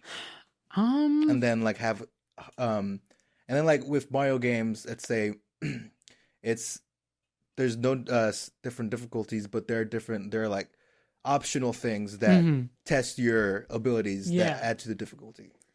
That's actually really good. I don't know. I do like the idea of being able to say, yeah, I beat this on the hardest difficulty. I'm not like trying to say like to make myself feel better about or better than other people. Hell, dude, if I could have beaten God of But War first sometimes, try yes. or Nier Automata first try hardest difficulty, I would brag Oh, about that shit for all sure. fucking day long. Like Hell games yeah. like that, for sure. But like if it's a normal game that everyone just kind of enjoys playing or stuff like that, I probably won't. Like, yeah. Like if the game is not known to be extremely difficult, I probably am not gonna play on the hardest difficulty just to brag. If it is, like if this is Cuphead or God of War or Nier and I beat it first try, hardest difficulty, I'm gonna rub that in everyone's face. I don't care who you are. Like the developer, I'm gonna rub it in their face. Like, oh yeah. But that being said, I don't know. That I think that Because something like that would have helped with this person who played yeah, Nier. for sure. Right? Because if they make it clear, like, yeah, this is hard, but if you just want to experience it or you want to be easier, that's not how we want you to do it, but we get it. Here you go. Yeah, I'm kind of torn. I'll admit, like I do like the difficulty settings in games and stuff like that, but at the same time, when I usually tried sometimes the harder difficulties, sometimes I do it because it's like the developer, like sometimes in some games you'll find like blah blah blah, this is normal mode, blah blah blah, the enemies are blah blah blah, and it's like level 2 above that or level 1 above that.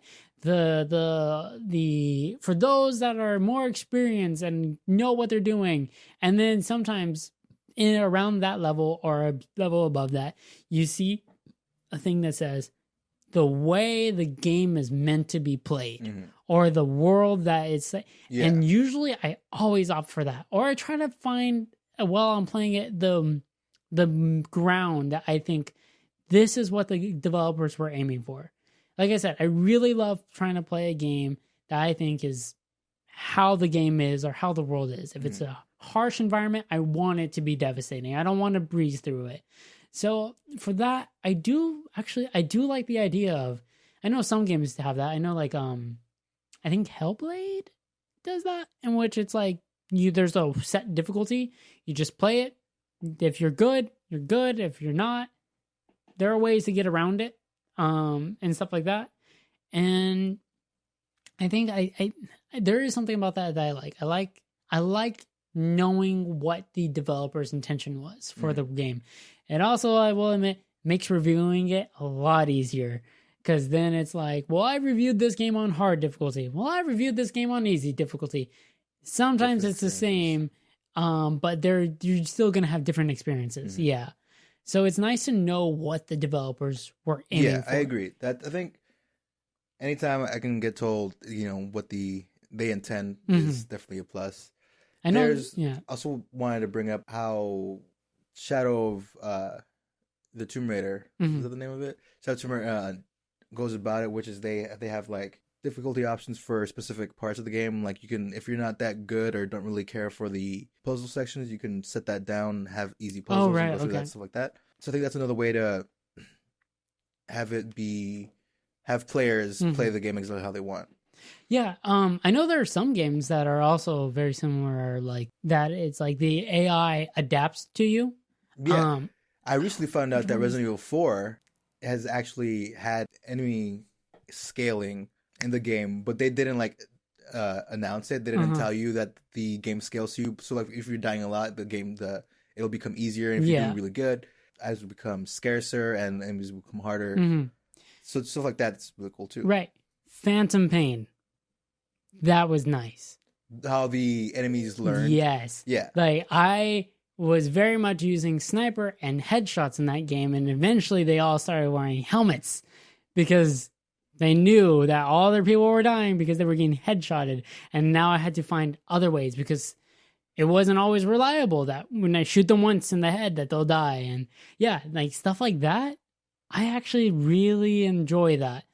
That mixed with this is how the developers wanted it to play. I think with that though, like that's sort of how they wanted. That's definitely the intention though, right? Kojima definitely set out with the idea to make the game respond to you. Yeah, when I meant, I guess I meant as the difficulty, because you can still have the AIs learning how you play, but you could still set it to be on easy mode where you tank a lot of bullets, or harder mode where you die instantly. So that's why I mean, like a little mix of both. Like, I think it's really rewarding to see the world adapt to you at the same time, knowing how the developers wanted to play, like at this difficulty and all that. At the same time, again, that being going back to what you were saying, I also like those tests or those trials, the hidden things in the game is like, hey, you think you're top, like you think you're the top dog? All right, try this out. See how you do. For everyone, I guess, and at least going back, Kingdom Hearts, Sephiroth, fighting him. That was it. That was like, hey, did you think this game was challenging enough, even on the hardest difficulty? No? Okay. Fight Sephiroth. Cool. After you died 35 times, how do you think now? It's like, okay, like, there are hidden challenges, there are hidden things. I do love those where I get to test it. I will say, though, I have sometimes, well, I'm going to say sometimes. I think it's depending on the game, how they design it. I can either have a really high tolerance for puzzles or I have an extremely low tolerance for puzzles. If I think the puzzles are stupid, I can't stand them. I hate it. But if I think they're good, I'm like, dude, yes. So much yes. The Witness, I think. Yeah. That one is stupid, but I love it. Yeah, I love The Witness. It is so annoyingly great. Like trying to figure out, I'm like, okay, I think it's this. And it's like, no, is this? No. And you do it for like 5, 10, 20, 30 minutes. And you're like, I give up. And someone is like, oh, you have to line up the tree. And you're like, what the fuck? The tree's nowhere even in the section. Also, what it does is like, I'd do one puzzle I couldn't figure out. I'm like, fuck it, whatever. I'll walk away from it, do another one. And then I learned something from that one. Yeah. Like, and then, and then I'd go back to that puzzle and then that would be the exact piece I was missing. And then I'd finish it that way. Yeah. So stuff like that's really cool too. So yeah, so going back to it, your question, I guess, for me, I guess like a perfect difficulty in games would be them having some sort of AI or something that learns how you play. Because I know Forza does that with the AI. Though again, I will say that's also kind of because sometimes I'm a little too lazy to fine tune how I want it to be difficult, because sometimes I don't know how I want it to be difficulty or how difficult. I just want the game to tell me. But yeah, an AI that kind of responds to you specifically, because sometimes that leads for like cooler interactions. And I guess it could be said that some people will still get different experiences, but if it's part of the world, I'm all for it. And then playing a game, usually how I feel like the developers intended. I know a lot of people think normal is what they intend, but that's not always the case. I mean, sometimes it's very clearly not the case. They'll just have it listed like, here's normal, and then here's hard, and here's legendary, the way the game was intended to be played. And it's like, you can't tell me normal is the way they want you to play it. Yeah. It says it right there. So yeah, I like playing it the way it's intended to be played, because that's, I guess, the best way I can judge it. Like, it's like, hey, yeah, it's good. Hey, it's bad. And then if you have a game this is the hardest difficulty and it's way too easy, then sometimes I have a little bit of problems with that. For instance, Kingdom Hearts. Kingdom Hearts, right. Yeah. It got challenging towards the end, though, you said, right? Or more so than it was at the beginning. Did I? I don't know. You tell me, does that ring true, John? I don't remember. Wow. Really? How Dude, long has it been? It's been like a month. It's been that long, huh? Yeah. Dude, I don't know if it got more challenging, it got more intricate. Like maybe, I guess. But yeah, no, dude. Again, again, not to toot my own horn, but back in like 1, 2, literally a lot of the Kingdom Hearts games. Yeah, no, like a boss fight on the hardest difficulty, I'd die like 10 times or more trying to beat it. Kingdom Hearts 3, played it on the hardest difficulty. I think I died throughout the entire game a total of 10 times, maybe a little bit less. And that right there, I think speaks volume for how difficult this game was compared to the other ones. And I think I even said when I beat it, I was like, oh, it's odd that they don't have a proud plus difficulty. They are a critical difficulty. They've always had it in all the other games. And I've come to find out, like about a week ago, I think, that they announced, all right, here's DLC that we're going to be releasing with a harder difficulty because everyone found it way too easy. And I'm like, yeah, it's way too easy. Yeah. Do you think they made it easy for it to be accessible? Maybe, but at the same time, why are you playing it if you haven't played the other ones? Yeah. Because it's very much, because it's very, I mean, it's open in the sense that it's not nearly as filled with Kingdom Heartsiness that the other games had. So people new to the franchise can still kind of jump in. But it's still very much, you're going to not really know what's going on unless you've played at least a few of the other ones. Because again, it's just that consensus behind the game is no one knows how this story. So like, it's so convoluted. So to that, I'm like, if you know that, and if you've heard people say that this story is so convoluted and so weird, why would you jump into the main third title, realistically 13th title or 15th title or whatever it is? About all the other ones. Yeah.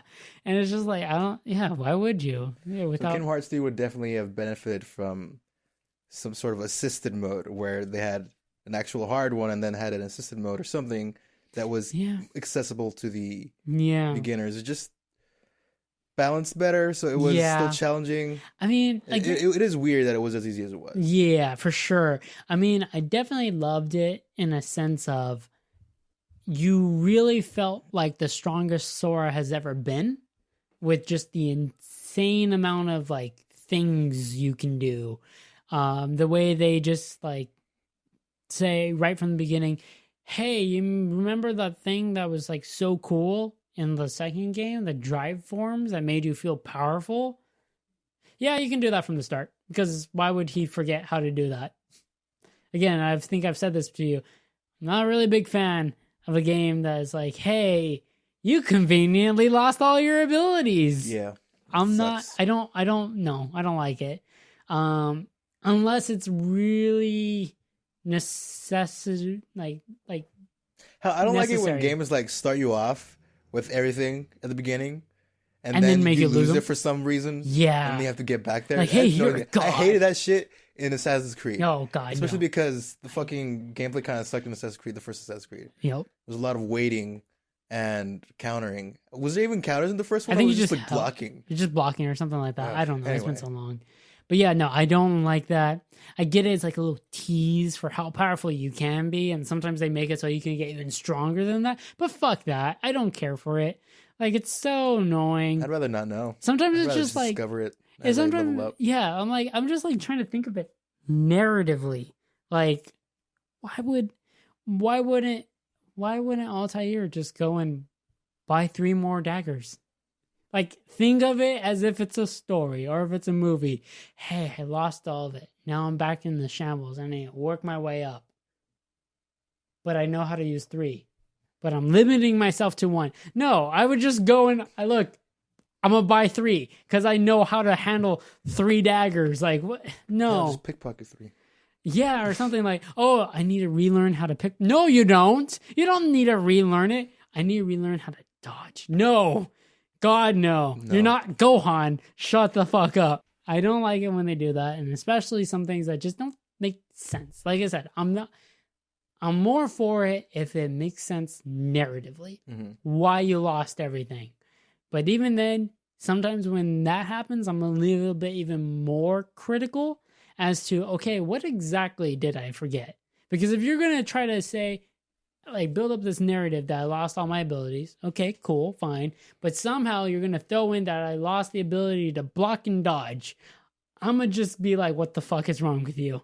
Because who would really lose that ability? Yeah. Like, yeah. Yeah, all right. Yeah, I just wanted to talk about it a little bit, just difficulty in games. Is mostly because seeing this post was just super fucking funny to me. I can't get over the fact that I spent 10 hours, John. 10 hours in that prologue. 10 hours! Like, the whole get to beat the first campaign It was 10 hours. I checked once I finished the game, and it was, I think my total time was like 21 hours total, right? And half of that was just trying to beat the first dying over and over. And I was still having fun. Like, I was never mad at the game, really. Like, I always felt like, fuck, I fucked up. Fuck, I fucked up. You know, it always felt like it was me. Even if I guess it wasn't all me. It was still fun.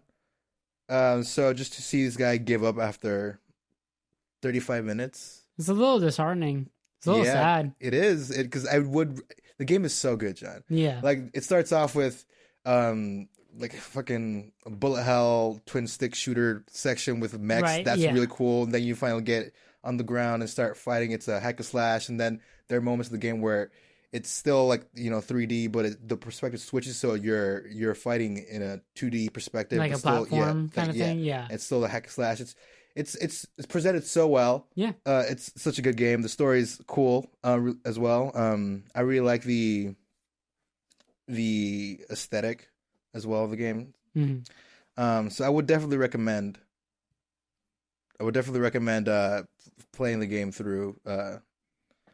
On easy, if you need to, you can't, hack it. It's fine. Yeah. I definitely couldn't for a bit. All right. So the last thing I wanted to talk to you about here is Pokemon. So, was it last week? 2 weeks ago? Recently, we got on Pokemon Day, whenever that was. I could look it up, but I'm not gonna. On Pokemon Day, we got to see what the new Pokemon game is going to look like. Pokemon Sword and Shield. The first core Pokemon game, not on a handheld.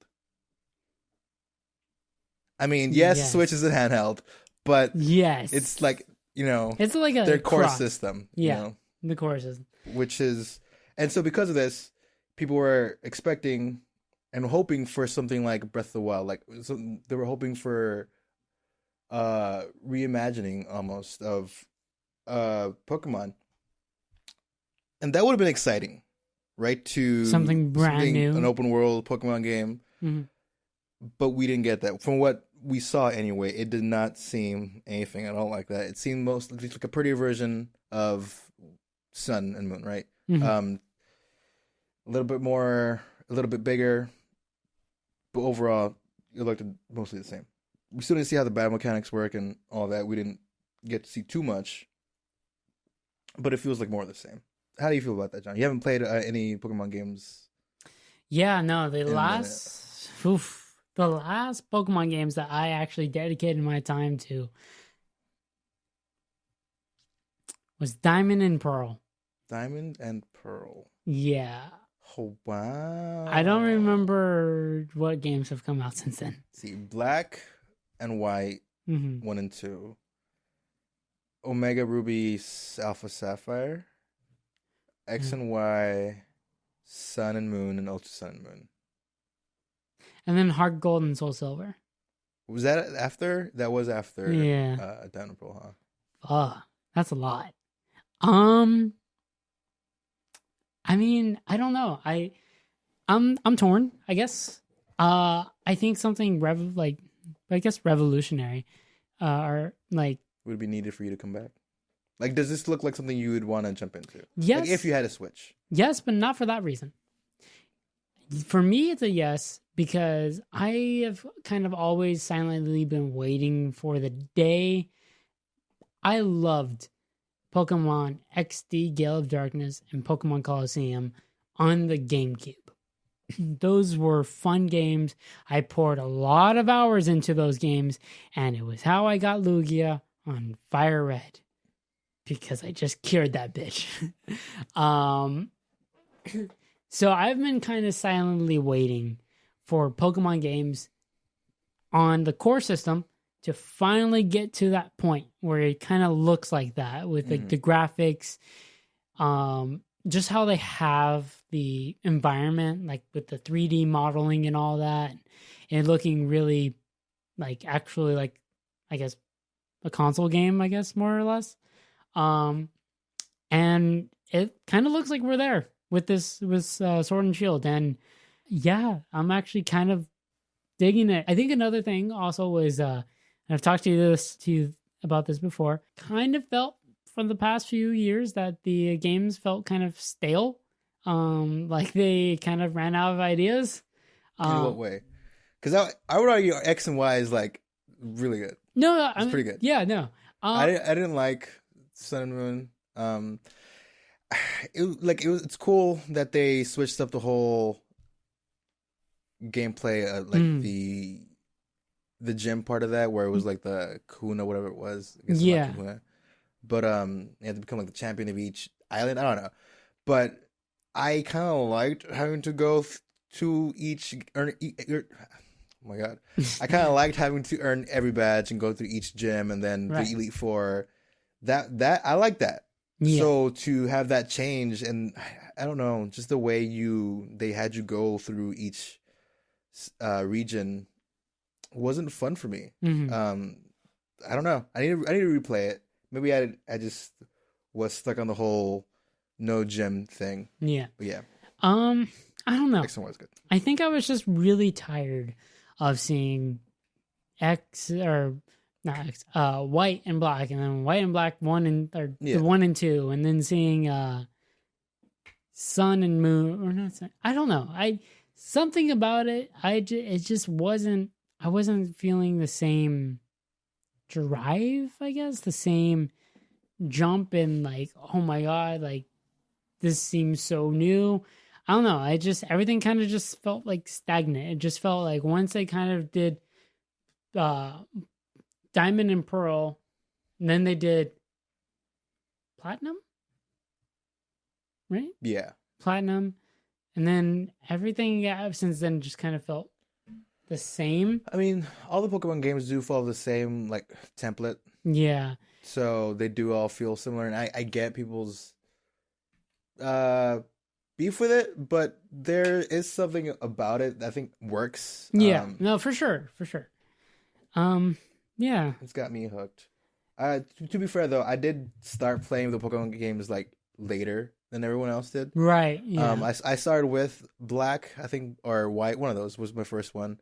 I borrowed Valentine's, my friend's high school friend, his DS, and he let me play through, overwrite his save data and play through. I think he had 2 copies, I think it was, which is why he let me use one. Oh, okay. And that was my first Pokemon game. I had a fucking blast. I had so much fun. It was I didn't realize what I was missing the whole time. And then I played Emerald after that. I think Fire Red. I think you let me your Fire Red play that too. I don't know. They're really fun. Like collecting. I didn't get into collecting until X and Y though. I spent so much time trying to fill that Pokedex, and by X and Y, that was a fucking shit ton of Pokemon. Yeah, so many. God, John, I spent so many hours just like fishing the same spot to get the right fucking like a Dragonair or whatever Pokemon is. Yeah, so much fucking time on that shit. I have most of the fucking Pokedex completed. There's just some like that require special stones that Yeah. I think it was also a little bit of just so daunting. Like just trying to think, am I really going to try to complete this Pokedex? At where we are now, it was just no. My answer is no. No, I know. That's why I'm glad I still have a lot of my original the ones I collected from X and Y. Hopefully, I can get that over to Sword and Shield, and I'll have to do this whole process again. I think that's the other thing. I lost all mine. So I lost all of mine. So then, wherever we were currently, I couldn't even get back up. I think there's a way to get your Pokemon from Diamond and Pearl onto Black and White, and then from Black and White to get them to, you can get them onto Sun and Moon. It's a lot of like connecting, and then like, oh yeah, no, it was just a lot. It was just a lot, and I'm like, I don't own most of these devices, nor do I own the games. That was another thing. I didn't own the devices, so I just didn't have much of a drive to get the games. I don't know. It was a mix of things. Yeah, there's they're like. The changes they make, they don't always keep, which is annoying. Like they introduce Mega Evolutions, and that's gone. They're gone. I don't know why. They're cool, Yeah. What happened? Yeah, Megalocar's sick. Yeah. Why can't I see him in every other game after that now? Yeah. It doesn't make... Right? You don't think you can. Charizard X and Y were cool. There are leaks for Pokemon Sword and Shield that say they're going to have armor evolutions. Another new... The fuck? I don't know. Another new thing when we already have... So many other types. Yeah, so we'll see how those turn out. But what's cool about them is that the armored evolutions can change or add an additional secondary type to your Pokemon, and there's a different one for like each. They're based off of elemental for each like type, so you can add like a fighting armor, I guess, to a fire Pokemon. So have like, fire was the first one that came to mind. I know it's like I know a lot of people are really hoping that the new Scorbunny isn't firefighting. It's the first one that came to mind though. But for me, like it's gonna be a fighting type. Like, I don't mind. As long as it's cool. I mean, yeah. I'm not. I definitely don't feel as burned as others. Because I didn't play like 5 of the games that had firefighting Pokemon. Wait, is that why? I didn't even realize. Because they're firefighters? It must be. God. I didn't even realize until Scorbunny and people were making a whole fucking shitstorm about it. Oh, jeez. That there have been so many yeah, I know. Fire stars that turned into I saw types. like the list and I was like, I looked and I'm like, how many are there? There's like 5. See, Tepig, I don't remember. Tepig, Chikorita. What else? That's it, right? right? No. The cat one. But it did have the appearance of a fighter, but it was fire dark. That was a type, so it wasn't actually fighting. Yeah, but it could use all kinds of fighting moves, I guess. It wasn't actually fighting. Okay. Fuck you. It doesn't count. Yeah, that's what Nintendo says. What was the? That's like how saying Charizard isn't a flying type, but it can fly and use fire. It has wings, John. And it can silly fly, otherwise. And can use some fire abilities. But we're not saying it's a fire flying. Get out. But anyways, what was I going to say earlier? Right. Yeah, so I've been kind of waiting for the games to kind of look back to how they did back then. Kind of liking it. But in terms of Revolution, I will admit, I was kind of bummed. Like, I saw the original promo, or the video, and I was thinking, oh, kind of like the new Link game. Zelda game. Breath of the Wild. Breath of the Wild, there you go. But yeah, no, they didn't look at it as open. Then like another part of me kind of started thinking, how would they do that? Yeah, I don't think it's feasible. Yeah. One of the things that for me was like I wanted to see more violence in the in the battles. I just didn't want to see the usual like we sound this side, you sound that side, and then they react to whatever the fuck, you know. Yeah, instead of maybe even like more like Pokken, that would have been cool. Mm-hmm. But I do think that I don't know. I think that changes a lot of what the game plays like. Yeah, that's why I like Gale of Darkness and all of them, is because like when you did Lugia uses Dark Blast or whatever the thing, like, or let's just say Charizard uses Flamethrower, right? You'd see the Charizard like build up the flame and then shoot the attack, and then you switch over to the other guy's perspective and you see the flame attack come and hit the other Pokemon. And like I don't know, it was just the interactiveness instead of just like a little sprite. Yeah. And the other sprite blipping out of existence. There are more effects. It look like it does. Yeah. It still does look a little bit better. I will say, it's still perfect. Yeah, I was thinking of getting Sun and Moon because I liked how that looked. I liked how it looked. It looked like the Pokemon were actually fighting, and not that they just kind of shuffled. Weird animation in between the shuffle, and then the other Pokemon blipped in and out of existence, and then their bar fell. People wanted. I haven't played Pokemon Let's Go either version. I guess there aren't any random encounters. Like you can see Pokemon. Oh yeah, you can see them in the grass. Yeah. What do you think about that?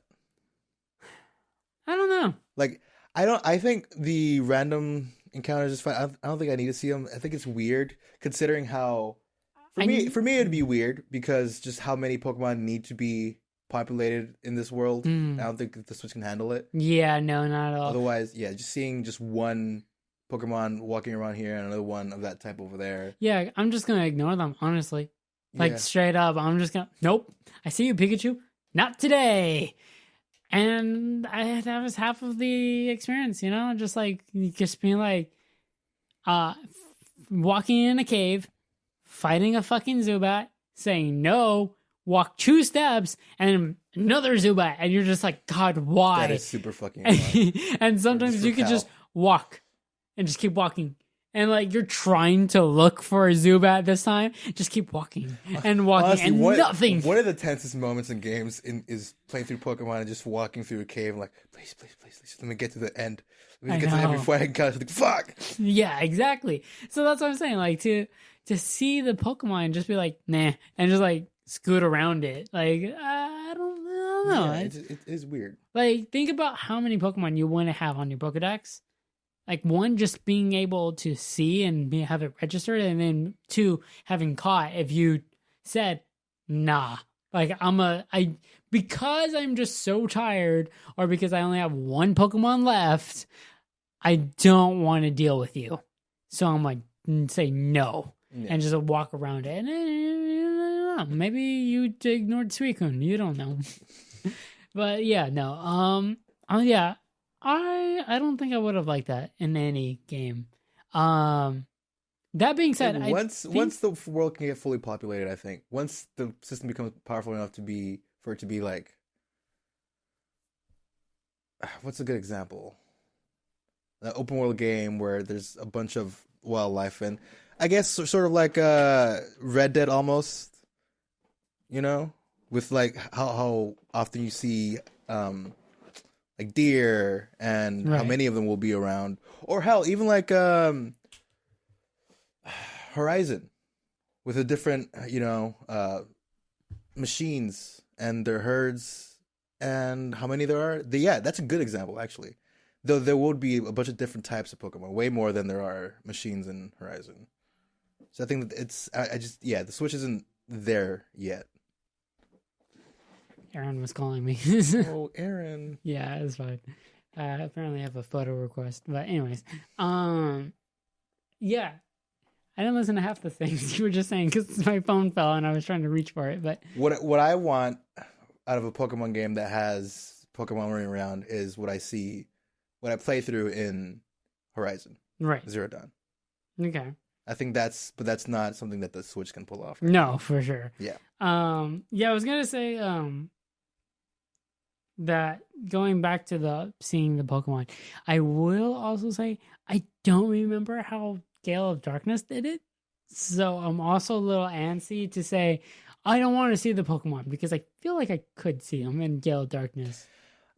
I don't remember I haven't though. played that game, so I don't know what I want that's already been done or what I don't want that's already been done. Yeah, because like I'm trying to remember because I'm here spouting. Yeah, I don't want to see the Pokemon because I might just ignore it. But at the same time, I'm like, well, wait. I think you were able to see the Pokemon in Gale of Darkness. I think, but I don't know for sure. Actually, I think you could. But I don't know. But it was a big game for what it was because it was able to utilize the actual console. So they were able to populate it. And also, we didn't have nearly as many Pokemon back then as we do now. So many. It's over. I think we're at like 750 or something. We're close to 800. Yeah. Wow. So Jesus. we're gonna break 800 with this next one. Jesus. Yeah. That's too much. I mean, it's not, but it's too much. Yeah, I don't know. I guess summarize. I'm looking forward to Shield and Sword. And that sounds weird, doesn't it? Yeah. Sword and... Nope. Shield and Sword. Shield and Sword. Okay. I'm looking forward to Shield and Sword. I might finally get these games. That being said, I don't own a Switch, so we'll also see about that.